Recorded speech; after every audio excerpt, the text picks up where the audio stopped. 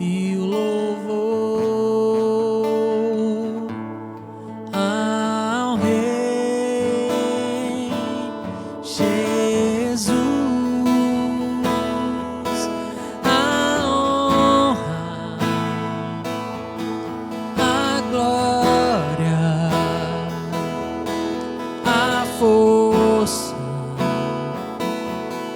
e o poder ao Rei Jesus e o louvor ao Rei Jesus. Cante.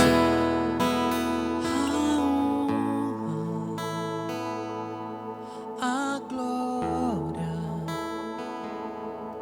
a força e o poder ao Rei Jesus e o louvor ao Rei Jesus.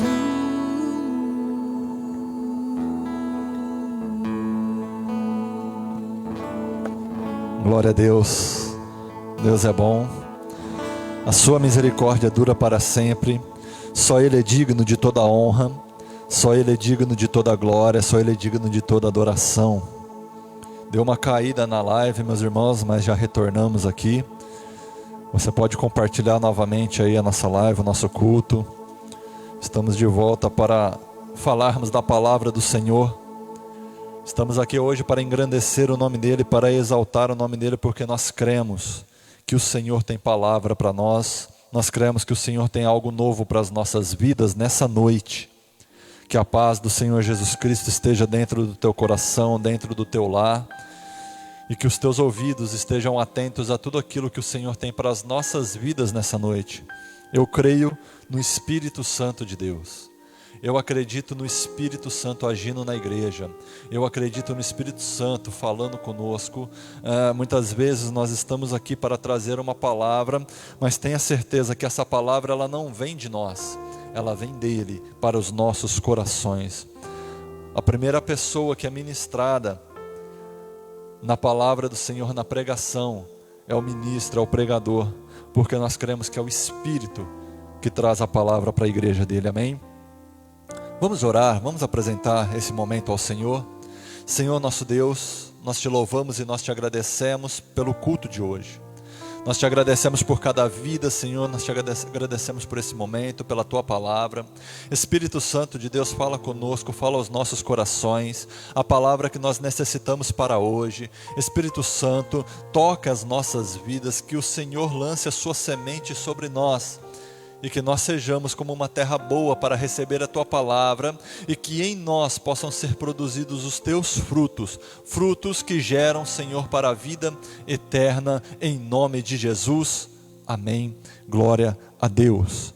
Meu querido, eu quero ler com vocês um texto, que está no livro de Êxodo, capítulo 3, e eu vou ler com vocês a partir do verso 7.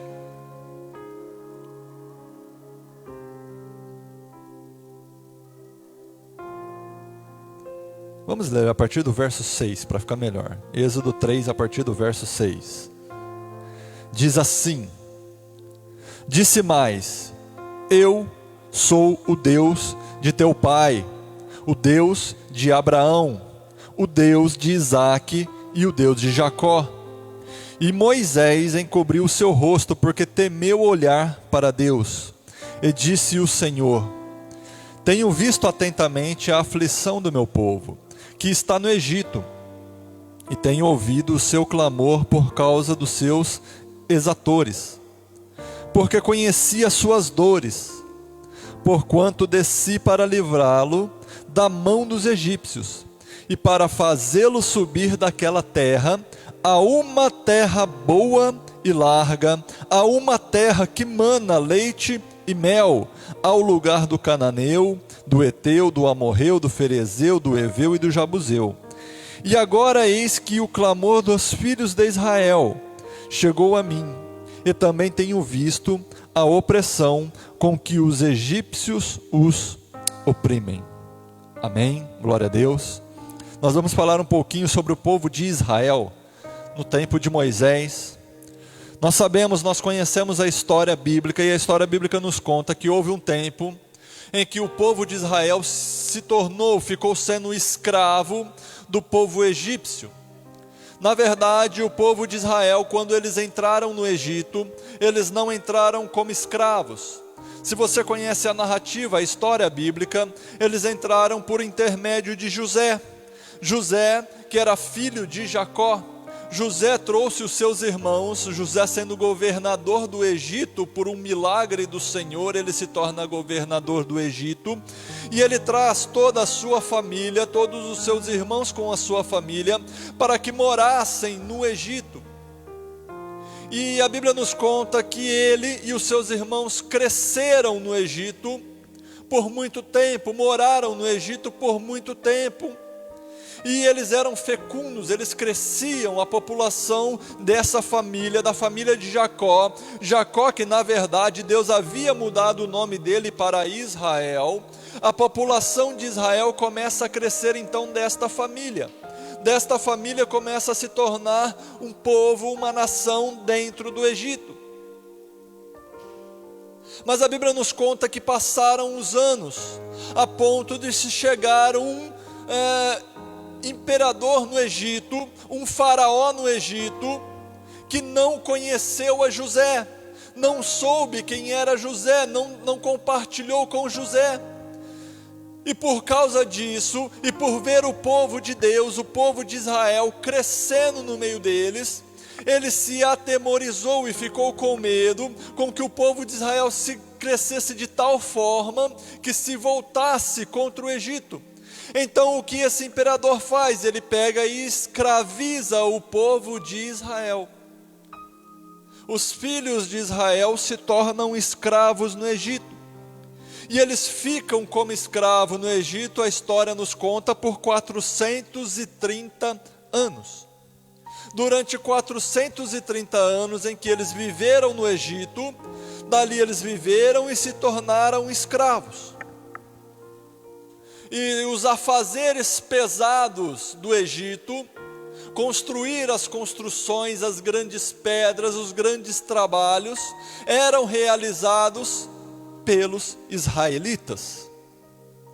Mas a Bíblia nos fala que depois que passou esse tempo, depois que passou esses 430 anos, Deus vai até um homem chamado Moisés, e Deus se apresenta, se revela a Moisés, um homem já de 80 anos, e Deus diz para Moisés: Moisés, eu ouvi o clamor do meu povo no Egito, o meu povo que tem sido escravo no Egito, ele clamou e eu escutei o clamor dele, e eu vim, eu desci para tirá-lo do Egito e levar a uma terra que eu prometi para os seus pais, que era uma promessa aos seus antepassados, a Abraão, Isaque e Jacó.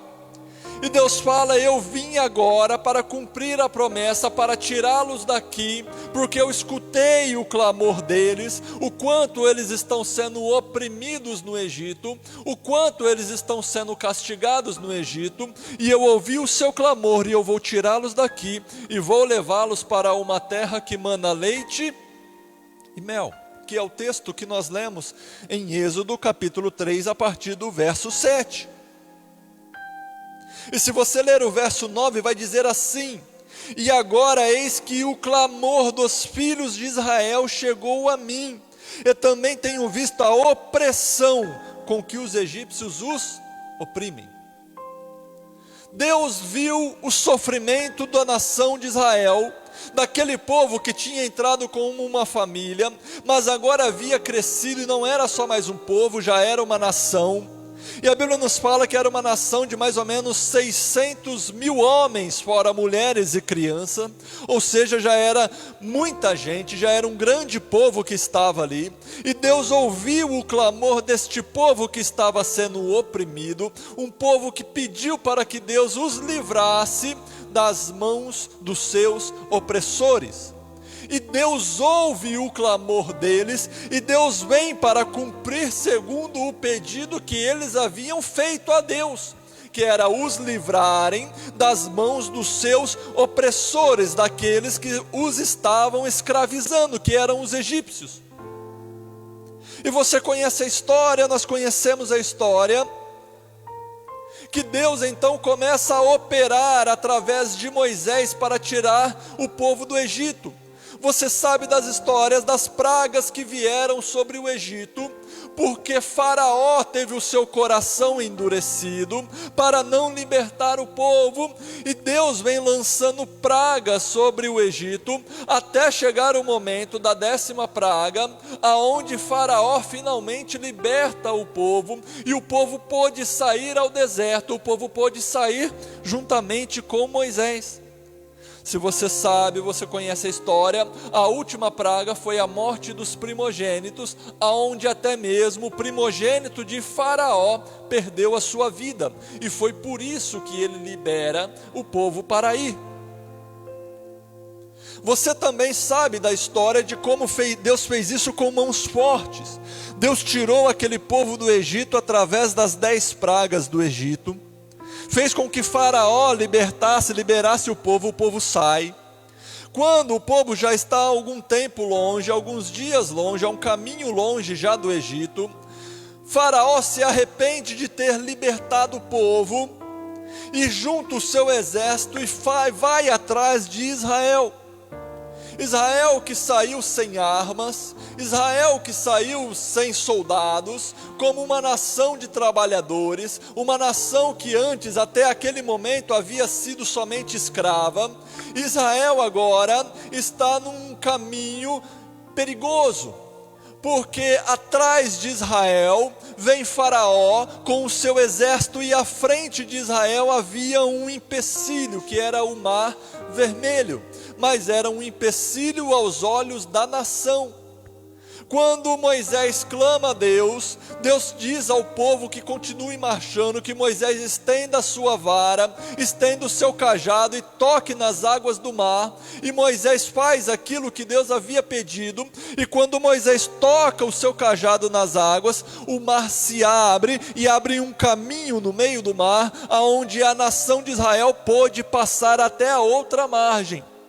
Quando todo Israel passa até a outra margem, Faraó, vendo aquele caminho que estava perto, pensou em seguir o povo, porém, quando ele chega no meio do mar, a Bíblia nos fala que então o mar se fecha sobre todo o exército de Faraó, sobre os seus cavalos e sobre os seus cavaleiros, e aquele inimigo de Israel que o havia escravizado, agora então estava com juízos realizado sobre ele, porque Faraó com todo o seu exército estava morto.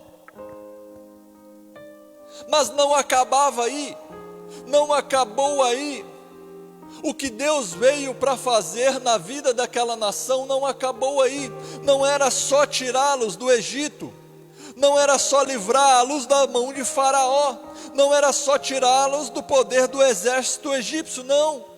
Deus fez uma promessa e disse a eles que os levaria da onde eles estavam escravos, os libertariam e os levariam para uma terra que mana leite e mel, que é a terra prometida a Abraão, Isaque e Jacó. E nesse percurso, Deus continua sustentando o povo de Israel. A Bíblia fala que durante o dia, conforme eles caminhavam, uma nuvem os cobria, os guiava e os protegia do sol do deserto, porque quando eles passam o mar, eles entram no deserto para caminhar rumo à terra prometida. Durante a noite, a Bíblia nos conta que uma coluna de fogo os iluminava, os aquecia e os direcionava no caminho que eles tinham que seguir. A Bíblia nos fala que quando eles tiveram sede, Moisés vai pela direção de Deus.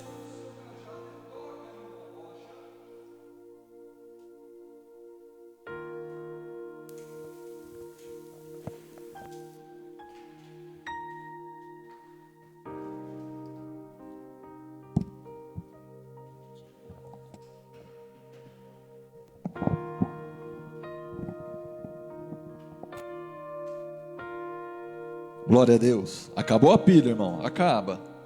Ao vivo acaba, né? Glória a Deus.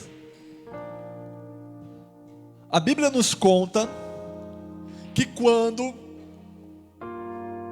aquela nação que estava no deserto, que Deus havia tirado do Egito, os israelitas, quando eles tiveram sede, Deus ordenou a Moisés que pegasse o seu cajado e tocasse em uma rocha, e daquela rocha saiu água onde toda a nação pôde beber, ninguém morreu de sede.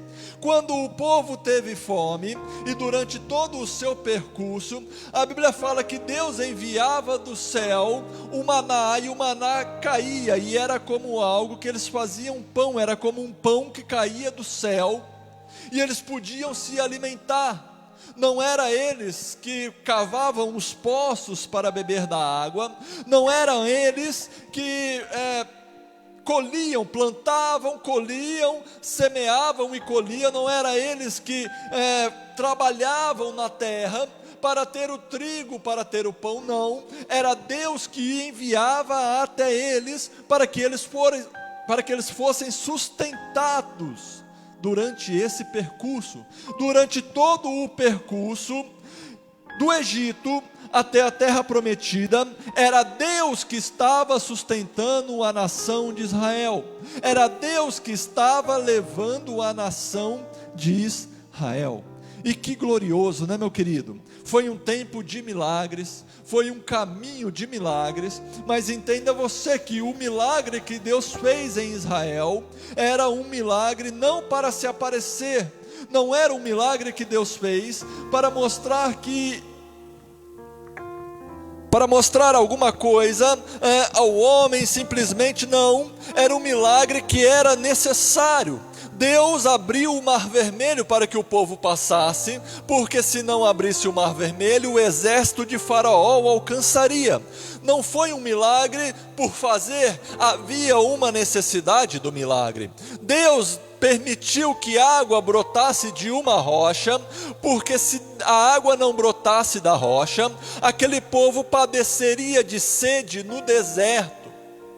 Deus permitiu que o maná caísse do céu, porque se o maná não caísse do céu, aquele povo morreria de fome no deserto. Veja você então que o milagre, ele é necessário para que aquela palavra que Deus lançou sobre a nação de Israel se cumprisse. Deus havia lançado uma palavra sobre eles, e para que a palavra se cumprisse, Deus era responsável por todo o caminho, porque Deus disse para eles: eu vos tirarei daqui e vos levarei para uma terra que mana leite e mel. Deus os levaria, eles não poderiam morrer nas mãos de Faraó, eles não podiam morrer de sede e acabar com a nação no deserto, eles não podiam morrer de fome, toda a nação no deserto, porque havia uma promessa de Deus sobre eles. E a Bíblia nos fala que eles continuaram o caminho, eles continuaram nesse caminho de milagres, porém, chegou um dia, no meio do caminho, abra sua Bíblia no livro de Números. Se você estiver com a sua Bíblia na sua mão, abra no livro de Números.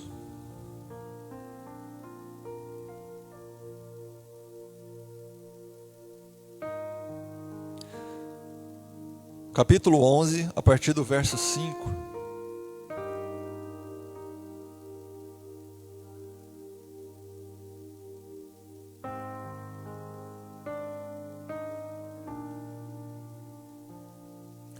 Diz assim: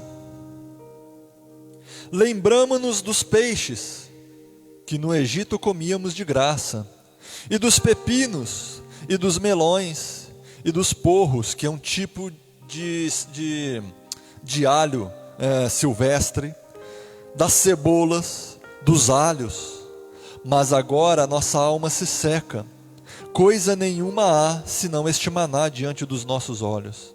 E era o maná como semente de coentro, e a sua cor como a cor de bidélio, branquinho como uma pérola, branco meio acinzentado como uma pérola. Espalhava-se o povo e o colhia, e em moinhos o moía, e num grau o pisava, e em panelas o cozia, e dele fazia bolos, e o seu sabor era como o sabor de azeite fresco. E quando o orvalho descia de noite sobre o arraial, o maná descia sobre eles. Então Moisés ouviu chorar o povo pelas suas famílias, cada qual à porta da sua tenda, e a ira do Senhor grandemente se acendeu, e pareceu mal aos olhos de Moisés. Sabe o que aconteceu no meio do caminho, que é este texto que nós lemos aqui?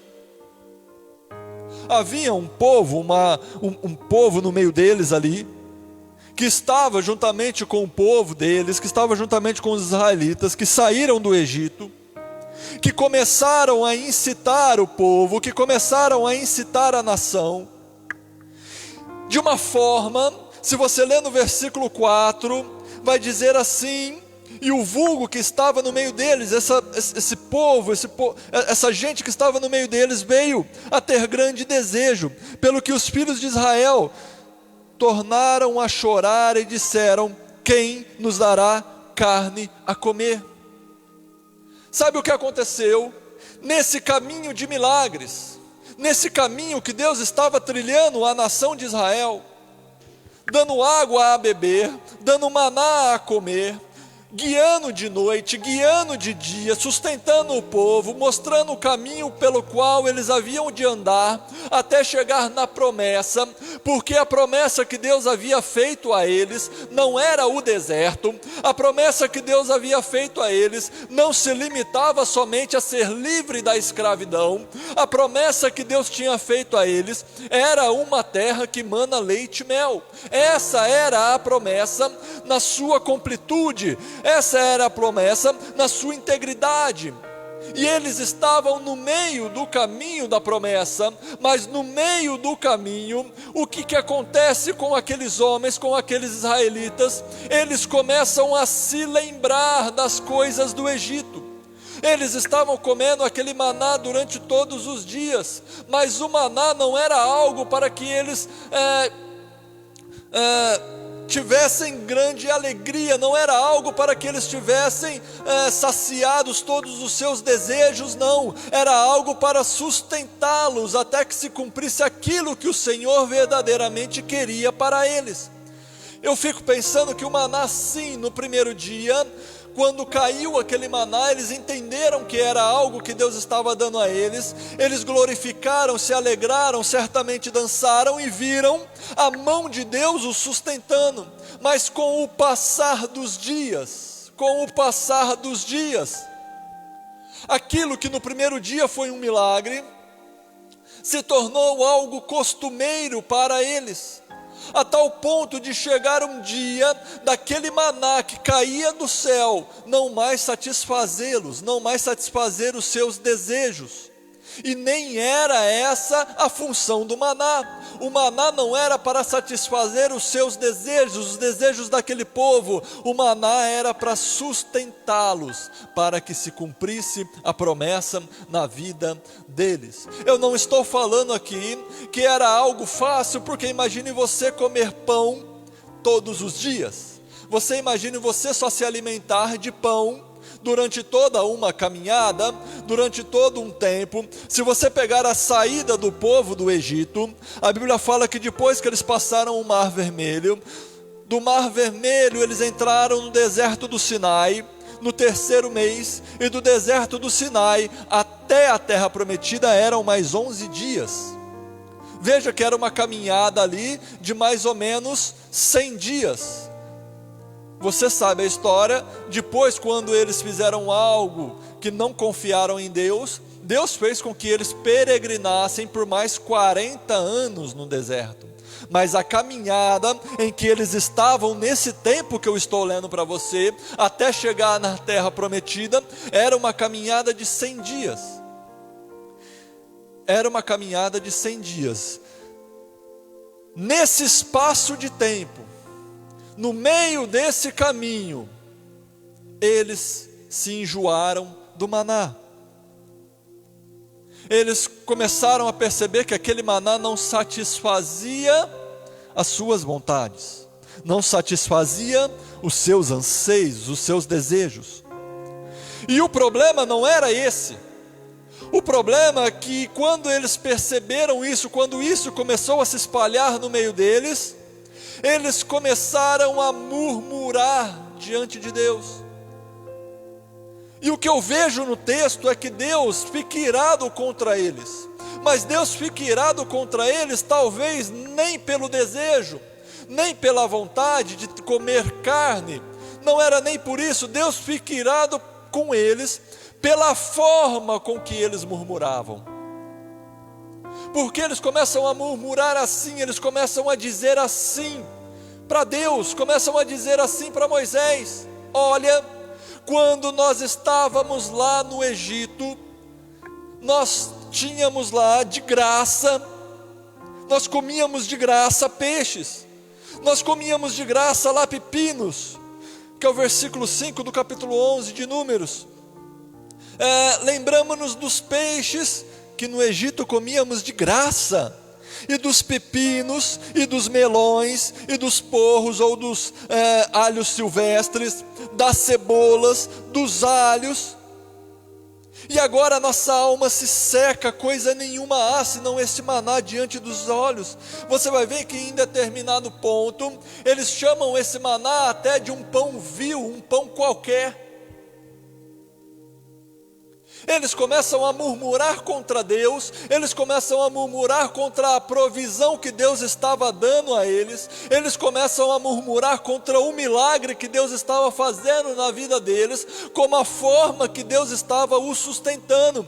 Mas não só murmuravam porque não estavam felizes, não estava agradável a eles, não.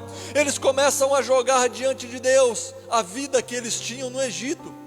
Eles olham, é como se eles olhassem para Deus, eles olhavam para Moisés e falavam assim: meu Deus, você tirou a gente lá do Egito, para vir aqui só tem esse pão, esse maná todo dia. Lá no Egito nós comíamos de graça peixe, lá no Egito nós comíamos melões, lá no Egito nós tínhamos alhos, diferentes tipos de alhos, cebola para temperar a comida, era gostoso, lá no Egito era bom. Mas olha só, como que o argumento que eles usaram para Deus era um argumento mentiroso. Na verdade era uma mentira, que eles estavam tentando constranger Moisés, que eles estavam tentando constranger a Deus, e é por isso que Deus se ira contra eles. Nós lemos lá no livro de Êxodo, no capítulo 3, a partir do verso 7, que Deus desceu para tirar o povo do Egito, porque estava escutando o povo clamar a Ele, estava escutando os israelitas clamarem a Ele, por causa da opressão com que os egípcios estavam os oprimindo, os forçando a trabalhar, a fazer coisas. Deus ouviu o clamor, foram eles que clamaram pela misericórdia de Deus, eles que clamaram pelo poder, pelo milagre do Senhor para os livrarem das mãos dos egípcios. E Deus cumpre o clamor deles, Deus vai de encontro a eles, Deus tira eles de uma forma maravilhosa do Egito, Deus os liberta. Agora eles já estão libertos. Quando eles passam o Mar Vermelho e o mar se fecha sobre os seus inimigos, era o sinal que eles não eram mais escravos de Faraó, era o sinal que agora eles eram livres para caminhar segundo a promessa de Deus. Mas no meio desse caminho, no meio dessa caminhada, a caminhada, meu querido, apesar da provisão de Deus, ela não era fácil, era no deserto, tinha areia, tinha rochas, o pão era por milagre, a água era por milagre, a nuvem que os protegia era por milagre, a coluna de fogo era por milagre. Tudo o que acontecia com eles ali, nada estava nas mãos dele, era tudo Deus que os dava, era tudo Deus que os sustentava. Deus estava mostrando para eles que era Deus que estava guiando a vida deles, desde a saída do Egito até a promessa da terra prometida. Mas eles não entenderam que eles estavam no caminho. Eles não compreenderam que era o caminho, que não era o destino que eles estavam naquele dia, naquele momento. E no caminho, meu querido, para uma terra que mana leite e mel, muitas vezes nós passaremos como eles passaram por um tempo de maná. E glória a Deus que havia o maná, porque era o maná que os sustentavam, era o maná que estava conservando a vida deles. Deus estava propiciando o maná para que a vida deles fossem conservadas, para que a promessa se cumprisse a eles. O maior que Deus tinha na vida deles, meu querido, não era o pão que caía do céu, aquele maná, não era aquele maná, não era o maior que Deus tinha na vida deles. O maior que Deus tinha na vida deles não era a água que saía da rocha naquele tempo, naquela caminhada, não. Aquilo era um milagre para sustentá-los. O maior que Deus tinha na vida deles não era como Deus matou o exército do Egito, não, como Deus matou o Faraó, não, como Deus os livrou do Egito, não. O maior para a vida deles era a promessa que Deus havia feito. Sabe qual era o problema de Israel? O problema de Israel, quando eles saíram do Egito, quando Deus os tirou do Egito para os levarem até uma terra prometida, é que eles não conseguiam fixar os olhos na terra que Deus havia prometido. Porque a terra que Deus havia prometido não estava perto. Eles tinham uma caminhada para chegar até lá, tinha um tempo para chegar até lá, mas se os olhos deles, se a mente deles, se o coração deles estivessem na promessa, eles teriam mais facilidade para o caminho. Mas não, os olhos deles estavam no seu dia a dia, os olhos deles estavam nas suas necessidades daquele dia somente, os olhos deles estavam no que estava acontecendo somente no momento, e não conseguiam olhar para a promessa, porque a promessa era o resultado, e não a caminhada.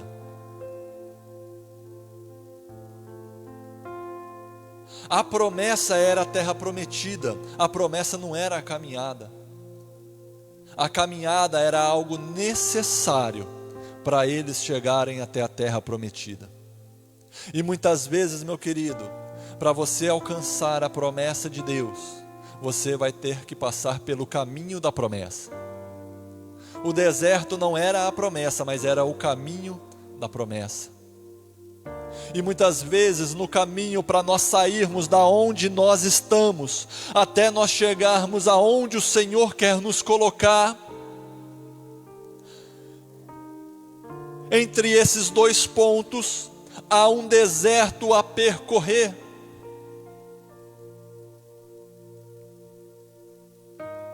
E muitas vezes nesse deserto você vai viver pela provisão de Deus. Muitas pessoas, muitos de nós queríamos ver o maná caindo do céu, é claro que queríamos, meu querido. Você e eu queríamos ver Moisés tocando com o seu cajado na rocha e a água brotando da rocha, toda uma nação bebendo daquela água. Todos nós queríamos ver, é claro que queríamos ver, é claro que queríamos ver o pão caindo do céu, é claro. Mas pensa você, uma nação que era escrava até agora, até pouco tempo atrás era escravo no Egito, e Deus a liberta e agora ela está caminhando no deserto. Ela está caminhando no deserto. Deus começa a fazer esses milagres no meio deles. Só que passa um dia, passa 2 dias, passa 3 dias, meu querido, passa uma semana, aquele maná que caía do céu já não era mais tão incrível assim. No primeiro dia, creio que as crianças iam brincar com o maná, creio que os mais velhos chegavam para colher o maná com alegria, mas os dias foram passando e aquilo que era milagre se tornou algo comum na vida deles. E o problema é esse, quando o milagre que Deus está sustentando a nossa vida se torna comum para nós.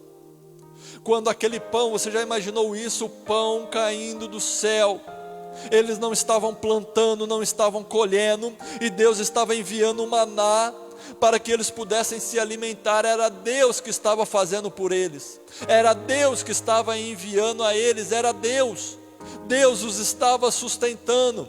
Mas chegou um momento, com o passar dos dias, que isso se tornou algo normal na vida deles. Eles começaram a enxergar o milagre de Deus como algo normal. Eles começaram a enxergar a provisão de Deus como algo normal. Eles começaram a enxergar aquilo que caía todas as manhãs como algo normal de todo dia, como se fosse algo qualquer. E é por isso que eles logo não deram mais valor àquilo que Deus estava fazendo por eles.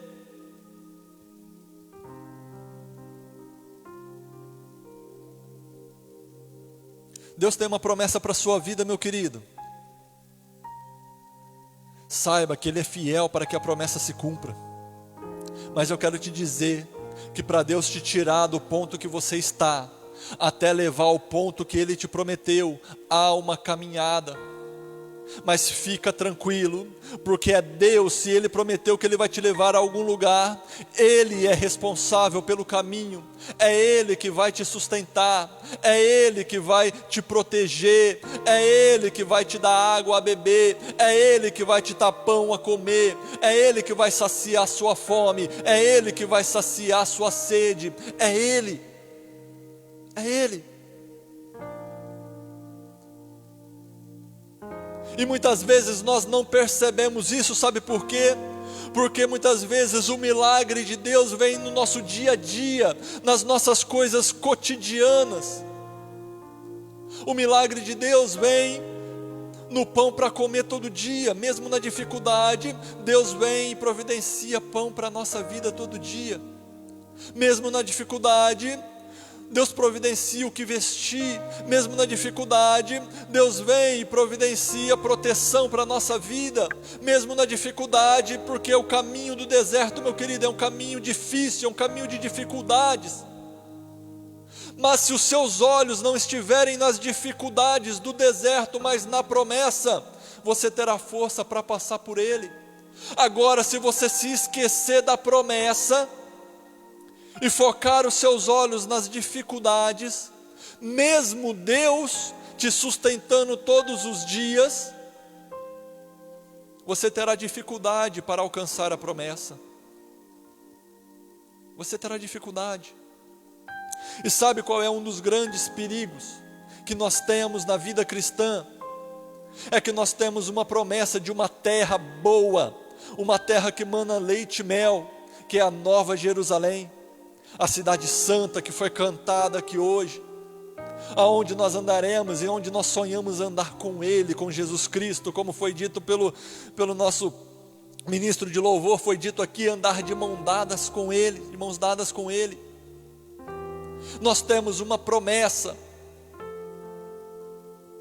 Mas no caminho até essa promessa, no caminho até que se cumpra, daqui, quando Deus nos tirou do pecado, quando Deus nos tirou do Egito, quando Deus nos tirou da carnalidade, para alcançar até a promessa dele para a nossa vida, há um caminho, meu querido. E esse caminho muitas vezes é um deserto, porque nele tem dificuldades. Mas Deus, meu querido, a partir do momento que Ele te tirou do Egito, e Ele tem te levado até a terra prometida, Ele tem te sustentado por todo o caminho.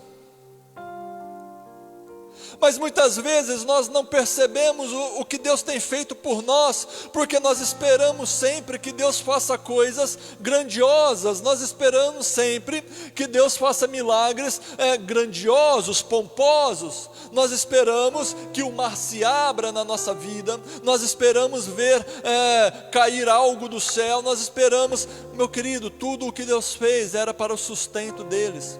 Sabe o que isso quer dizer? É que nesse caminho Deus também está fazendo milagres na sua vida, e são os milagres de Deus que tem te sustentado no caminho. Mas muitas vezes Deus tem te sustentado nas coisas cotidianas da vida, meu querido. Sabe as dificuldades que você tem vencido dia após dia? Você tem vencido dia após dia porque Deus é contigo. Sabe por que você tem acordado? Sabe por que você tem se levantado? Mesmo quando você acha que você não tinha forças, porque Deus tem te sustentado pelas mãos dEle. Nós procuramos Deus e achamos que Deus só faz coisas grandes por nós. Não, meu querido, a Bíblia nos ensina que as misericórdias de Deus, elas se renovam a cada manhã sobre as nossas vidas. Deus, Ele se preocupa com as coisas mais simples da nossa vida. Jesus, quando esteve aqui andando entre nós, Jesus, Ele ressuscitou mortos, sim. Jesus andou sobre as águas, sim. Mas Jesus tratou do coração de uma mulher que estava num poço, fugindo, porque ela tinha problemas interiores. Jesus curou a sogra de Pedro, que estava com febre.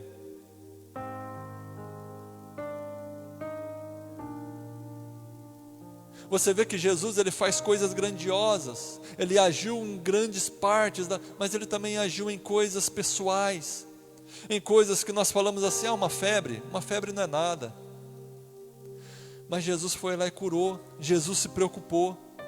Muitas vezes nós queremos que Deus haja na nossa vida de uma forma sobrenatural, talvez para que todos vejam que Deus é conosco, e Deus tem agido nas nossas vidas todos os dias.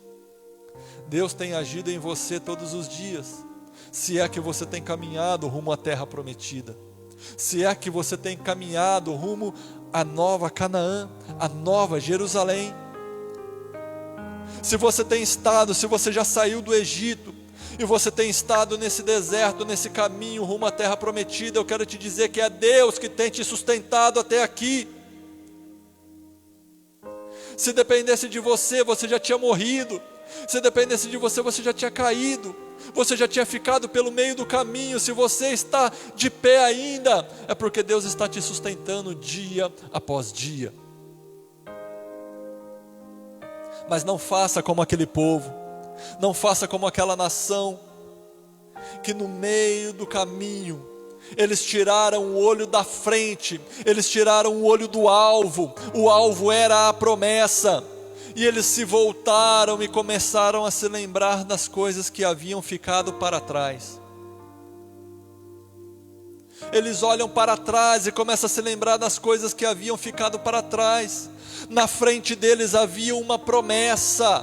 Na frente deles havia uma promessa de uma terra boa, uma terra que emana leite e mel, sinal de prosperidade, sinal de coisa boa. Tem coisa boa à frente. Mas pela dificuldade que eles encontraram no caminho, eles tiraram os olhos da terra que emana leite e mel e voltaram os olhos para a terra do Egito, a terra de escravidão. Mas olha como eles se lembraram, olha só como eles se lembraram do Egito. Eles não se lembraram da escravidão, eles não se lembraram da opressão, de como eles eram escravos, oprimidos. Eles se lembraram e falaram assim: vocês se lembram que lá no Egito nós comíamos peixe de graça? Meu querido, eles eram escravos, estavam sendo oprimidos. O Egito judiava, oprimia deles, os obrigava.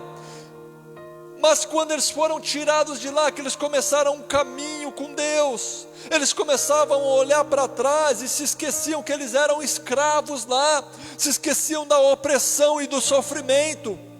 Pelo contrário, eles olhavam para o outro e falavam assim: vocês se lembram como lá nós comíamos de graça? Olha o perigo que há dentro de nós, é quando nós olhamos para trás, meu querido, e nós só nos lembramos do melão, nos lembramos da cebola, nos lembramos do alho, dos pepinos. Porque quando eles olhavam para trás, quando eles olharam e se lembraram disso, porque chegou um momento aqui que eles tiveram que se privar de alguns alimentos. Na caminhada eles foram privados de alguns alimentos, eles não podiam se alimentar de tudo o que eles queriam, porque na mão deles só havia o maná, mas o maná já era suficiente para sustentá-los, mas eles não queriam só mais serem sustentados até alcançar a promessa, eles queriam ser saciados em todas as suas vontades, e por causa disso, por causa dos seus desejos, das suas concupiscências, eles olham para trás, e sabe o que eles começam a se lembrar? Eles começam a se lembrar só do momento em que eles pegavam um melãozinho docinho, cortava ele, pegava aquele pedacinho de melão e mastigava, descia aquele caldinho gostoso aqui, ó, docinho, né? Aí ele pegava, limpava aqui, dava outra mordida no melão, sabe aquela comida temperadinha, aquele alho, aquela cebolinha tudo temperadinha, aquela saladinha de pepino bonitinha, né? Sabe, hoje lá você pegar aquele pepininho japonês lá, fazer aquele molinho, né? Gostoso, né? Agridoce, oh delícia, né? É bom, né? Eles se lembravam disso. Eles se lembravam de quando eles eram escravos lá, mas eles não se lembravam da opressão. Eles não se lembravam do castigo, eles não se lembravam da escravidão, eles se lembravam somente do momento em que eles estavam saciando a sua fome, em que eles estavam saciando os deleites da sua carne, os desejos da sua carne. Seria a mesma coisa hoje, nós que estamos nesse caminho, andando, e muitas vezes nós somos privados, sim, não só somos privados pela necessidade, porque não tem, muitas vezes nós somos privados porque nós escolhemos não participar mais de algumas coisas, nós escolhemos nos separar de algumas coisas, principalmente de pecado. Sabe aquele pecado que você cometia lá no Egito, lá atrás? Você, quando entra no caminho de Deus, que é o deserto, que você vai rumo à terra prometida, nesse caminho você começa a se privar, você já não quer mais cometer aqueles erros que você cometia lá. Mas chega um momento no meio do caminho que você se lembra, não era que aquele pecado te escravizava, não era a dor que aquele pecado provocava em você, não era a destruição que estava fazendo em você e na sua volta, você se lembra somente do prazer que tinha no momento que você o realizava.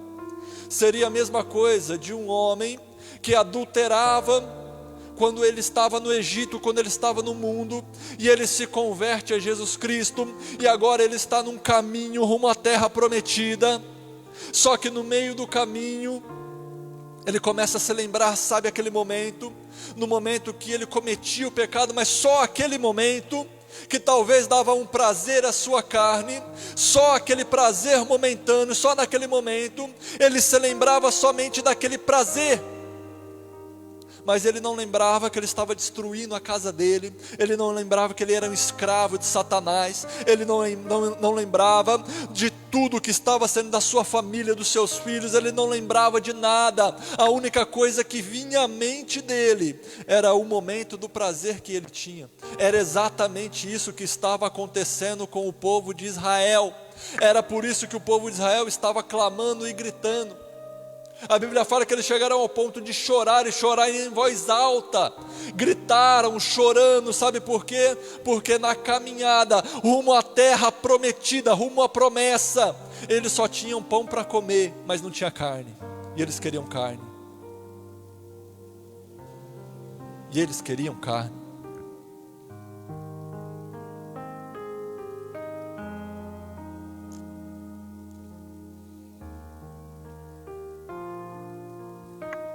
Se você continuar lendo o texto aí, você vai ver que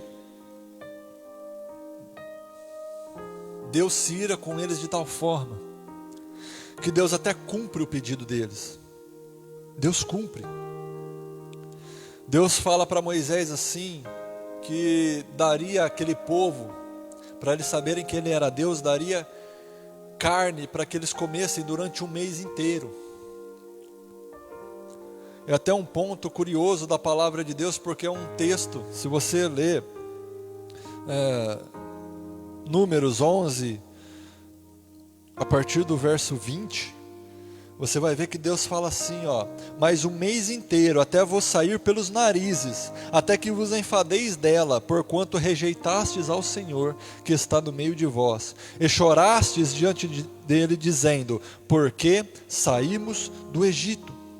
E disse Moisés, 600.000 homens de pé é este povo, no meio do qual estou, e tu tens dito, dar-lhe-ei carne, e comerão o mês inteiro? Degolar-se-ão para eles ovelhas e vacas que lhes bastem? Ou ajuntar-se-ão para eles todos os peixes do mar para que lhes bastem? Porém o Senhor disse a Moisés, seria pois encurtada a mão do Senhor? Agora verás se a minha palavra te acontecerá ou não. Por causa daquele clamor, e você vê que a ira de Deus se acendeu contra eles, está falando aí no verso 20, porque eles choraram e disseram a Deus, por que nós saímos do Egito? A ira de Deus se acende com eles, não é só porque eles desejaram carne. A ira de Deus se manifesta contra eles, vem contra eles, se acende contra eles, não é porque eles enjoaram do maná, não. A ira de Deus se acendeu contra eles, porque eles viraram para Deus e falaram assim, mas por que nós saímos do Egito? Lá nós tínhamos, mas foi eles que clamaram a Deus para que Deus os tirasse de lá. Eles não se lembraram da escravidão, meu querido. E Deus fala, e por causa disso, eu vou dar carne para eles comer um mês inteirinho, até sair pelos seus narizes.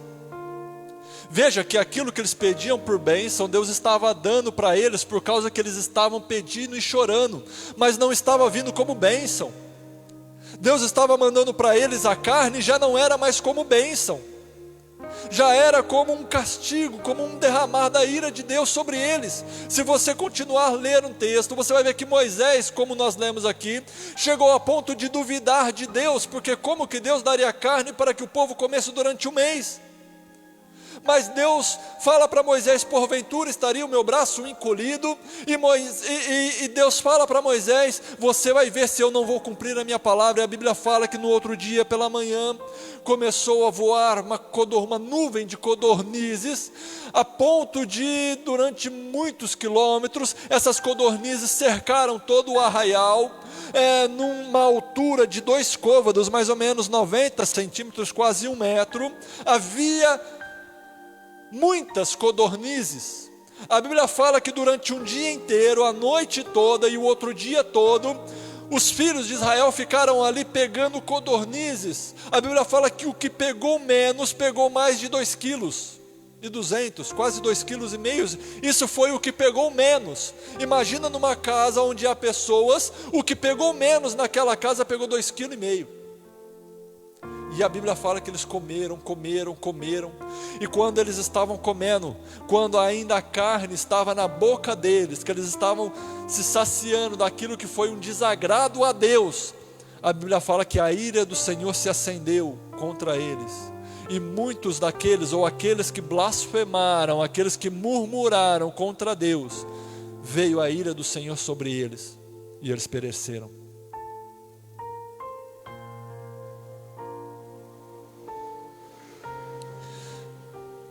Meu querido,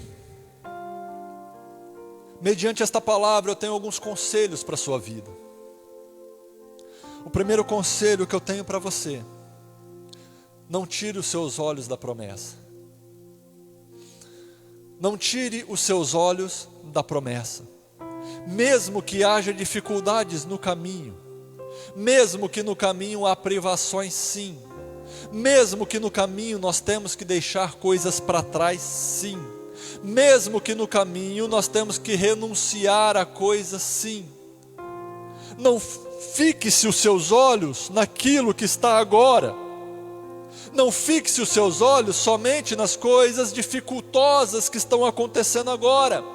Primeiro conselho que eu te dou: olhe para a promessa de Deus na sua vida. Olhe para aquilo que Deus te prometeu. A primeira promessa que você tem que olhar e ter em mente é a promessa da salvação, da vida eterna da Nova Jerusalém.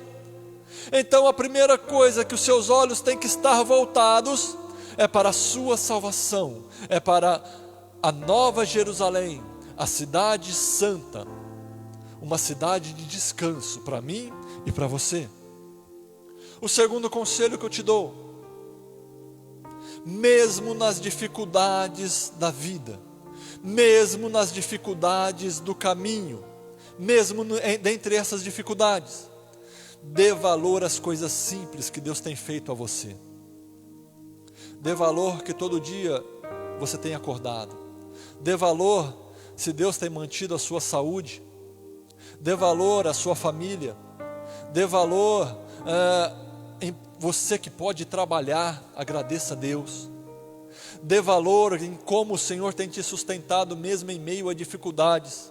Dê valor naquele mês que você achava que não ia dar para pagar as suas contas e passou um final do mês e você conseguiu. Dê valor àquele mês que você achou que você não teria como sustentar a sua família, mas você sustentou. Dê valor naquele dia que você estava doente. Dê valor naquele dia que você estava doente e Deus levantou talvez um médico, ou Deus estendeu a mão sobre você e você foi curado, ou você sustentou, Deus sustentou a sua vida até que a cura chegasse até você. Dê valor a tudo aquilo que Deus tem feito dia a dia na sua vida, porque todos os dias Deus tem feito milagres para você, Deus tem feito milagres na sua vida. E os milagres de Deus que Ele tem feito todos os dias na nossa vida, nós temos que aprender a dar valor, porque muitas vezes pelo cotidiano, pelo dia a dia, nós nos esquecemos de agradecê-lo, de estar contente com o que nós temos, de nos contentar com o que nós temos. Quando a Bíblia fala para nós nos contentarmos, não é no sentido pejorativo, é nos contentarmos, é no sentido de estarmos contentes com aquilo que nós temos, de estarmos felizes com aquilo que nós temos. Esteja feliz porque até aqui o Senhor tem te sustentado. Esteja feliz porque até aqui o Senhor tem te guiado. Esteja feliz porque você está vivo ainda. Esteja feliz porque ainda a terra prometida está à sua espera. Esteja feliz porque você está no caminho certo. Esteja feliz porque Ele já te tirou da escravidão. Esteja feliz porque Ele já te tirou da opressão do maligno. Esteja feliz. Dê valor a todo dia que Deus tem te sustentado até você alcançar a promessa.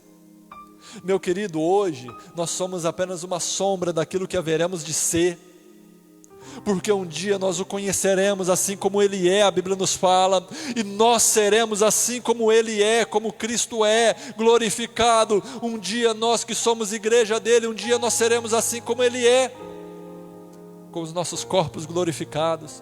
Um dia nós entraremos na cidade, meu querido, onde não haverá mais pranto, nem choro, nem dor, nem morte. Um dia nós estaremos com Ele para reinar juntamente com Ele. Um dia nós seremos honrados diante dEle. quando se cumprir a promessa nas nossas vidas, pela qual nós fomos chamados. Essa é a promessa que Deus tem para mim e para você. É isso que Deus quer para mim e para você. Meu querido, foque na promessa. Meu querido, dê valor a tudo que o Senhor tem feito dia a dia na sua vida. Eu não sei você, mas muitas vezes nós somos muito murmuradores com o que Deus tem feito, com o que Deus tem dado para nós. Ao invés de nós estarmos alegres com o que Deus nos deu já, que nós não merecíamos nem o que Ele já nos deu, meu querido. Você não merecia nem o que você já tem hoje, mas Ele te deu, Ele te confiou.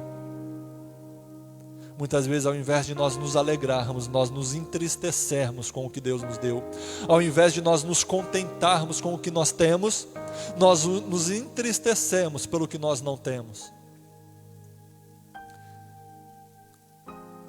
Perceba o milagre do Senhor nas coisas simples da vida. E o terceiro conselho que eu te dou nesta noite, através desta palavra: não olhe para trás. Não olhe para o Egito. Não olhe para a vida pensando na sua vida antes de você se entregar a Cristo, antes de você entrar nesse caminho. Porque muitas vezes quando nós olhamos para trás, quando o homem olha para trás, ele se lembra só das lembranças boas, ele se lembra só do momento que trouxe prazer a ele, ele lembra só no momento que aquele prazer trouxe um sorriso nos seus lábios, mas ele não se lembra da opressão, ele não se lembra de quem ele era escravo. Meu querido, é melhor você ser livre no deserto do que escravo no Egito. Meu querido, é melhor você comer o maná todo dia no deserto, rumo à terra prometida, do que comer melão, pepino e cebola, sendo escravo no Egito. É melhor você ser livre do que ser escravo. Não queira você voltar ao jugo da escravidão. Não queira você voltar ao jugo do Egito. Não queira você olhar e desejar as coisas lá atrás. E quantas vezes nós ouvimos isso? Pessoas que entram nesse caminho e falam assim, murmura contra Deus: a minha vida estava melhor quando eu estava lá, a minha vida estava melhor quando eu estava naquele caminho, a minha vida estava melhor quando eu estava fora da igreja, a minha vida estava melhor quando eu não sabia nada, a minha vida estava melhor quando eu estava nas festas, quando eu estava na bebedeira, quando eu estava na glutonaria, quando eu estava na prostituição, no adultério. Parece que minha vida estava melhor, mas foi eu entrar nesse caminho e parece que tudo se fechou, parece que as portas se fecharam. Meu querido, não é que as portas se fecharam não, é que você foi colocado no deserto e diante de você foi posta uma porta, e essa porta você vai alcançá-la se você continuar nesse caminho, porque essa porta se chama Jesus Cristo. Ela é estreita e o caminho é apertado, mas é o caminho que leva à salvação. É o caminho que leva à redenção. É o caminho que leva à glória. É esse caminho. Não olha para trás. Não pensa na escravidão. Não deseja a satisfação da escravidão, não. Olha para frente. Até aqui o Senhor te ajudou. Meu querido, aquilo que você necessita, Deus vai te dar. Aquilo que você precisa para passar esse tempo, aquilo que você precisa para passar nesse caminho, o Senhor vai dar na sua vida, o Senhor vai prover para você, porque o caminho é Ele que cuida. Não volte para trás. Não volte para as coisas do mundo, do Egito. Não deseje as coisas de Satanás. Não deseje as coisas do mundo, meu querido. Olha para frente, foca naquilo que Deus prometeu para a sua vida, e o Senhor é contigo, e você vai vencer. Fiel é aquele que prometeu, meu querido. Quem prometeu para você não é homem, não é carne, não é sangue, é Deus. E a palavra de Deus se cumpre na minha e na sua vida. Amém? Glória a Deus. Que essa palavra esteja guardada no seu coração. Talvez você está me escutando hoje e talvez você tenha se lembrado das coisas do mundo. Talvez você tenha se lembrado das coisas do Egito. Ou ainda você está no Egito, você ainda não se entregou totalmente a Jesus Cristo. Você ainda não teve a coragem de passar o mar vermelho que já foi aberto para você. para entrar no deserto, que é o caminho até a terra prometida, que é um caminho em que você vai depender totalmente de Deus. Talvez você ainda não teve coragem de deixar os melões e as cebolas e os alhos do Egito. Talvez essas coisas que dão prazer à sua carne ainda te seguram no Egito. Eu quero te dizer, meu querido, sai daí. Sai do mundo. Sai da prostituição. Sai do engano. Sai do embaraço. Sai da mentira. Sai das bebedeiras. Sai da glutonaria. Sai do mundo, sai do Egito. Deus tem algo melhor para a sua vida. Deus tem algo melhor para você. Esse caminho aí, esse Egito aí, esse mundo é de opressão, esse mundo é de escravidão. Mas tem um caminho que Jesus prometeu para você. Porque Ele diz assim: se o Filho vos libertar, verdadeiramente sereis livres. O Filho quer te libertar, o Filho é Jesus Cristo, e Ele quer te arrancar do Egito e te colocar no caminho que leva até uma terra que mana leite e mel. Amém? Que o Senhor possa tocar no seu coração, em nome de Jesus Cristo. Vamos orar, vamos falar com Deus. Senhor, nosso Deus Todo-Poderoso, nós te louvamos e nós te agradecemos pela tua palavra. Senhor, em nome de Jesus Cristo, eu apresento a cada pessoa que está escutando esta pregação. Senhor, que os corações dela sejam aquecidos pela tua verdade. Senhor, nós temos um alvo, nós temos um propósito, que é a tua promessa, a tua palavra que o Senhor deu às nossas vidas. Nós temos um alvo, que é a terra prometida. Senhor, nós não vamos nos distrair com as coisas desse mundo. Nós não vamos abandonar-te, Senhor, pelas coisas que ficaram lá atrás. Nós não vamos voltar os nossos olhos para as coisas, Senhor, que nós já deixamos, porque eram coisas, Senhor, que nos traziam escravidão, que nos traziam opressão, tristeza, angústia.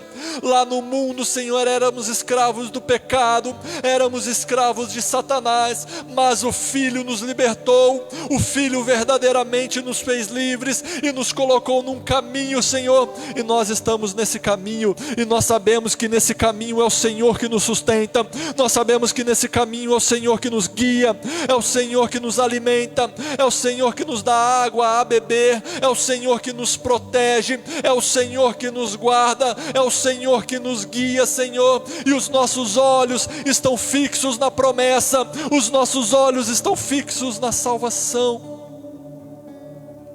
Senhor, como o apóstolo Paulo fala no livro de Filipenses, deixando as coisas que para trás ficam, prossigo para aquelas que estão adiante de mim.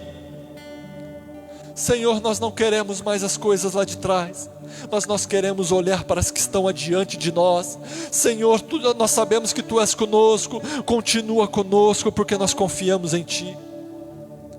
Nós confiamos no Senhor, nós confiamos na Tua provisão, nós confiamos na Tua direção. É o Senhor que nos sustenta, e é o Senhor que nos guia, é o Senhor que nos dirige nesse caminho. Senhor, nós somos submissos a Ti, a Tua vontade. Se porventura, Pai, nós fizemos algo contra o Senhor, tem misericórdia de nós.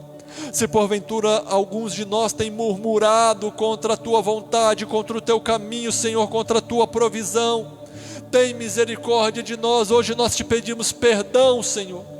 Perdoa-nos, Senhor. Nós nos submetemos à Tua vontade, que é boa, perfeita e agradável para as nossas vidas. Nós nos submetemos ao caminho, e nós nos submetemos à Tua provisão para nós. Senhor, nós aguardamos pelo dia em que nós alcançarmos a promessa que o Senhor deixou para nós, em que nós o veremos face a face, e o veremos assim como o Senhor é, e andaremos de mão dadas contigo. Aleluia, glória a Deus.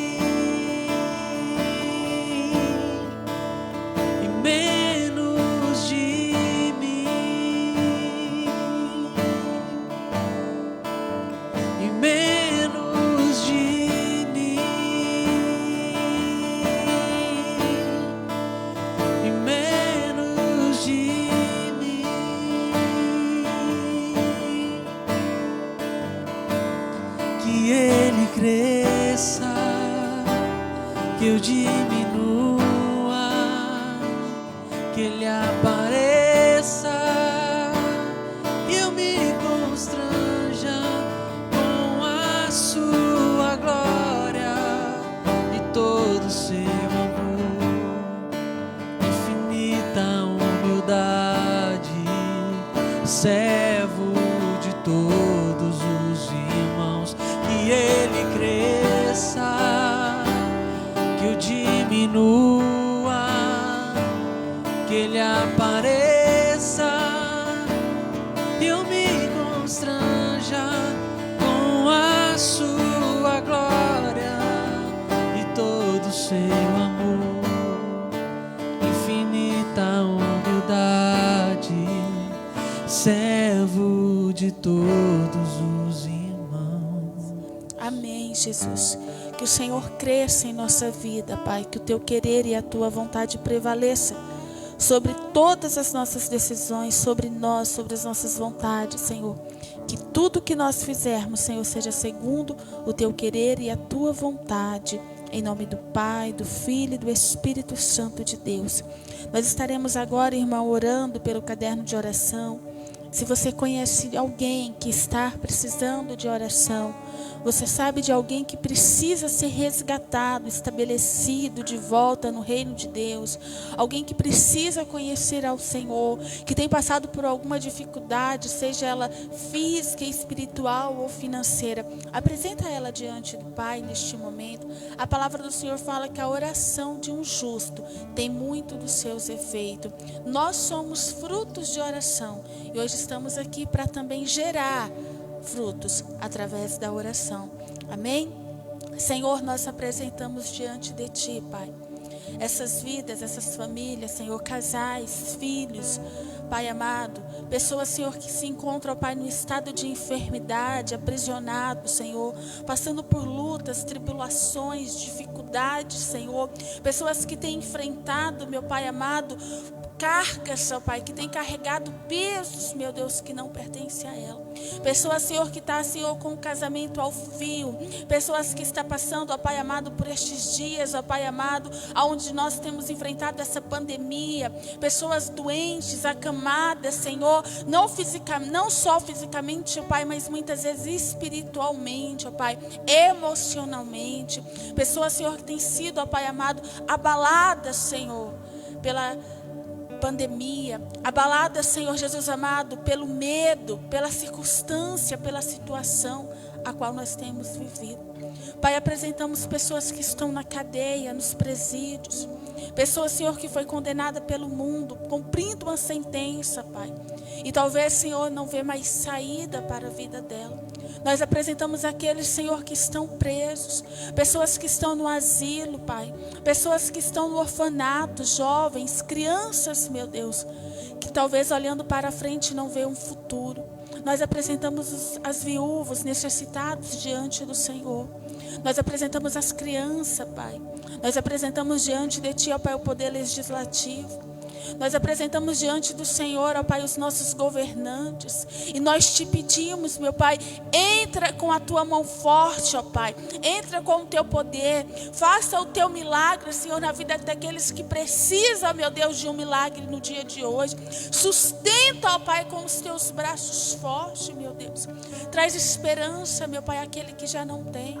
Pai amado, traz vida àquele que já perdeu, Senhor. Ressuscita, meu Pai, os que estão mortos. Pai amado, que o Teu amor, Pai amado, seja derramado sobre cada nome, sobre cada família, sobre cada vida, sobre cada nação, Pai amado, sobre cada cidade agora apresentada diante do Senhor, meu Deus. Que o Senhor alcance com misericórdia. Nós declaramos vida e vida em abundância. Nós declaramos um novo tempo. Nós declaramos a palavra de Cristo, que é viva e eficaz, que liberta, que cura, que restaura, que transforma.